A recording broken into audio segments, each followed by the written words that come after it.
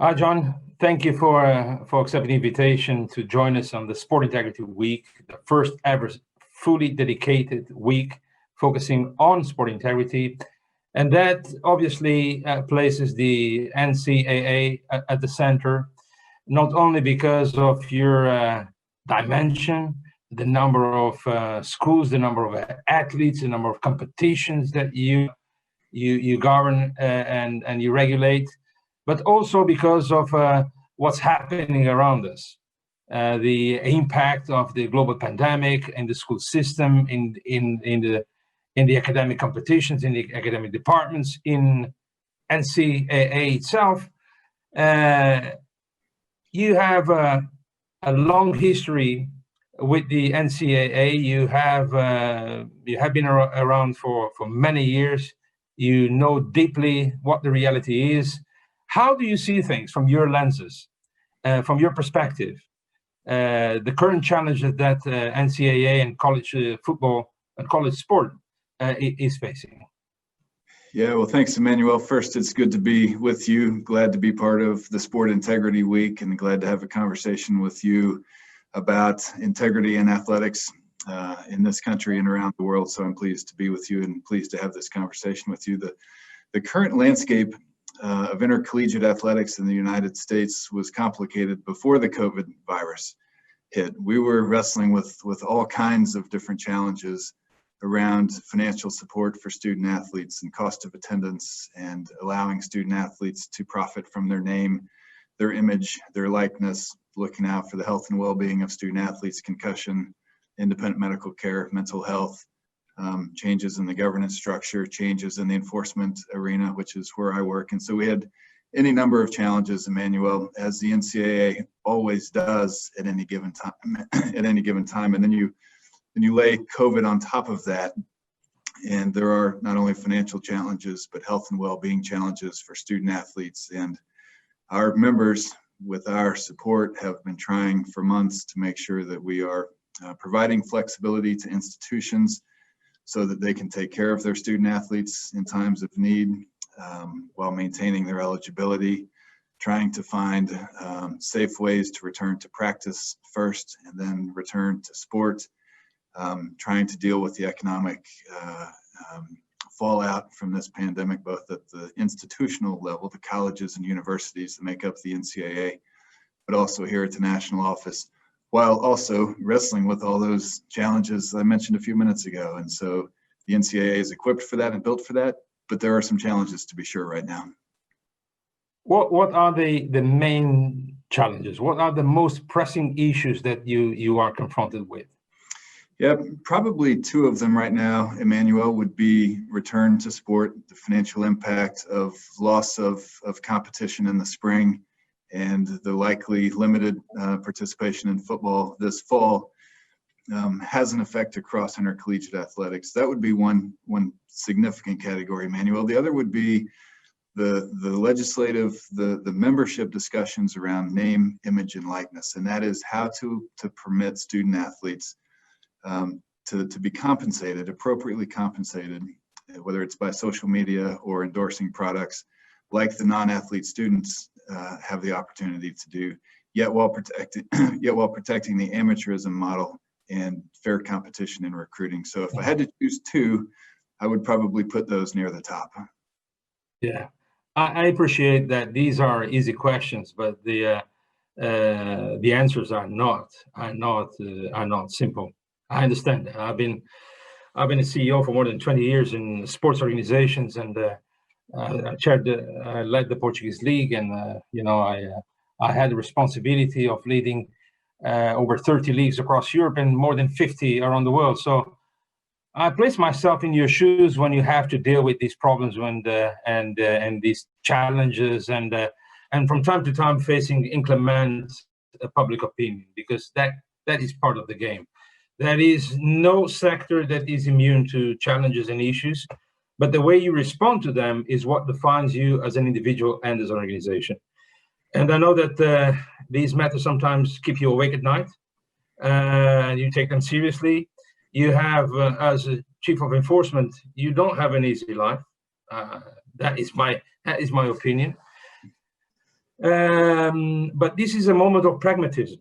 You mentioned the financial hardship, the financial impact. This is seen in every sector, every sector. The inability to play sport with physical contact. It transforms sport into something else rather than what we're used to. Here in Europe and in many countries, the dominant sport is obviously soccer, for us, football. But it's a struggle. The top divisions have to put in place massive investments to ensure the safety and health of the players and the whole entourage. Closed door stadiums. We had here in Lisbon the final stages of the UEFA Champions League, and I take my hat off to Alexander Seferin, Giorgio Marchetti, and everybody at UEFA. They made it with the clubs, with the national associations involved. But these are turbulent times, unimaginable difficulties. I imagine that this will force you to take some harsh measures in order to ensure that you manage to balance the boat. That's correct. And in some ways, what you just described is really an extension of what the NCAA has been trying to do for a number of years now, which is to take care of prospective student athletes and student athletes who compete all the way down to the youth level, to the extent we have influence there, to make sure that they are healthy physically, mentally, that we are protecting them as best we can. COVID is just the next extension of that. But there's lots of work going on pre-COVID around concussions and preventing sexual abuse and sexual assault and mental health and heart conditions and just taking care of the student athlete's body, but also making sure that they have the resources available through cost of attendance, the academic support that they need. And the membership of the NCAA, the national office of the NCAA, is dedicated to the whole student athlete, and COVID is just the current disruptor to that. But you talk about the principles and the way that an organization responds to hardship. And one of the things I appreciate about this organization, just being a humble member of the staff, but seeing it across the association, is a commitment to the priorities set out by the membership, and that is the academic success of student athletes, the well-being of student athletes, and fairness, that is fair chance to win, and also a fair shot at life. And so you have all of those factors together with some very significant challenges, good conversations on, at least on our continent, and I think around the world, around social justice and racial inequalities, and providing opportunities for student athletes of all backgrounds and types to be able to earn the opportunity to have a college degree while playing athletics. And all of this comes together in a very difficult challenge to organize the NCAA in a way that is fair for competition in the best interest of the student athletes in a sustainable model. And I have confidence in the ability of the leadership of this building and the association to navigate those. But these are unique times. Unprecedented is the word, and I would agree with those. Yeah. And for many who are not familiar with the U.S. sports and the work of NCAA, how would you describe your organization? How big it is? How impactful it is? Give us some flavor to those who are watching us from Asia, from Africa, from Europe, from Australia, New Zealand, in Oceania. Tell us what is the real weight that the NCAA carries in terms of the academic sector, but also more particularly in the sports sector.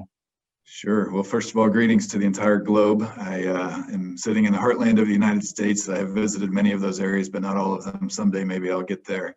But greetings to the rest of the world. The NCAA is National Collegiate Athletic Association. We've talked about the membership, Emmanuel, and the members are the colleges and universities in the United States who participate in athletics. There are 1,100 colleges and universities, from major universities with hundreds of millions of dollars of budgets to the very small universities with 1,000 or less students. And so there are 1,100 member institutions, 480,000 student athletes competing in NCAA sports every year. That's almost 500,000 across 19,000 teams. There are many different sports. People think only sometimes of American football or basketball, but there are men's and women's sports across the spectrum and across all divisions. The impact of the NCAA, I think, is significant from partly a governance structure. We provide guidance and support to all of those member institutions and hopefully all of those student athletes. There is also some social standing that comes with an organization with the stature of this, and the leadership of this building and the membership takes that seriously and tries to advance interests, integrity being one of them, that are in the best interest of the association. Also academics, you mentioned that in your question. That is one of the priorities of the organization, to make sure that student athletes, prospective student athletes, are academically prepared for college, that they make progress toward a degree and ultimately leave a member institution with a meaningful degree, knowing that most of them will go pro in something other than sports. They will need that degree, and the degree needs to matter. And so the NCAA, I would say, is an impactful and meaningful organization, and is also careful and deliberative about how they use that influence and try to target it toward the best interest of the student athlete, academically, well-being, and fairness. Yeah. Repeat again, please, the number of athletes and member colleges that you have. Sure. There are roughly 1,100 member institutions, colleges and universities, and 480,000 student athletes, almost 500,000 every year. Wow. That is big, my friend. So no wonder you have a big institution to run, and and that comes with the challenges. And speaking about the challenges, I think it's impossible to ignore that normally what you see in the press are not the achievements, are not the positive developments, the results, but the scandals, the controversy, the conflict. And that has been, a lot has been written about that. Is it true what some say, that the NCAA is in a sort of reputational crisis that is forcing urgent reforms? How would you comment that? Yeah, I would agree with you that the criticism of the NCAA is loud and profound. I would also suggest that much of it, not all of it, but much of it is ill-informed. And so we are in a low trust environment. There are a lot of people who think that they know how to run athletics. I'm sure listeners to this conversation are in similar experiences in their respective industries. A lot of people think they have the answers to our problems and share those freely on social media. What I can tell you, though, to answer your question, is that I do not believe that the reforms that we've talked about, and many others that we haven't had a chance to talk about yet, are driven by a public perception or the optics or the need to improve the image of the NCAA. They are driven, I can tell you because I've been in the room, by a deep and legitimate and serious desire to help the student athlete, to provide a good experience, and to prepare those young men and those young women for life. Mm-hmm. Hopefully those reforms will take hold and people will see, but that's what's driving the reforms, not the opposite, not the other way around. Mm-hmm. And I suppose that in regards to the demand for action in relation to the student athlete remunerations or financial compensations, you will still remain, let's say, faithful to your original ideal of amateurism. Is that the case? Or you are considering some changes, some flexibility on that rule? Yeah, both. So the ultimate decision is not up to me or to anybody in my office. We are the national office. Sure. We are the association. The owners of our industry, so to speak, are the colleges and universities, and the decisions are made by them. What I understand from them is that they are committed to the amateurism model, but it needs to be revised perhaps in a way that allows student athletes to take advantage of some of the benefits that are available to non-athlete students, and to do it in a way that doesn't compromise fair competition on the field or recruiting, integrity in recruiting. but those decisions will ultimately be made by the members. That's the other thing I maybe I should have said in answer to your question. They also, the members of the colleges and universities, adopt the rules and then hand them to my staff to enforce them. And so we accept the rules as drafted by the members and investigate potential violations, bring those to the attention of the membership, and they ultimately decide whether a violation occurred, and if so, what the penalties are. So if it sounds like I talk a lot about the members, it's because they are truly the ones making these policy level decisions, not us here in the national law. Yeah, I fully understand. As a lawyer, I understand the difference between the executive bodies and the enforcement bodies and the those who are in charge of approving the rules. However, you know, from an independent standpoint and from a neutral observer, I think one cannot ignore what the reality is. This is in open air. It's visible. It's undeniable. No doubt that collegiate sport generates huge income sums. They have even a very predominant impact on the college's overall budgets. So no doubt its significance. And I'm not surprised personally that the athletes want to have a fair financial return from their contribution to the success of all this business, because it is also a business. When it involves agents, to the point that we see in the US across all sport, when we see the investment from the brands, the TV revenues, it's impossible to ignore the reality that behind the noble altruistic amateur ideals, that is also a huge business, and that and those revenue streams are also important to ensure that the universities keep on running, in particularly in times like these ones that we are facing, an inclement financial crisis of biblical proportions. But my question is related to the integrity of sport, and in particular, you mentioned youth development, child protection. You mentioned also safeguards against sexual abuse and racial discrimination. As you know, we SIGA put in place a very robust, perhaps the state of the art in terms of universal standards on sport integrity, covering all these areas. And I would like also to commend those who in the United States, the number of organizations that are involved in a SIGA task force to design a set of universal standards on youth development and child protection. And I take this opportunity to invite you and the NCAA to join that group of great leaders and great experts on youth sport and youth development and child protection. You also know that we have set up SIGA America, and our intention is to work closely with all organizations in US and beyond. How do you see the near future? How do you see things moving forward? And what would you like us, SIGA, as a global coalition, in support of your reform agenda?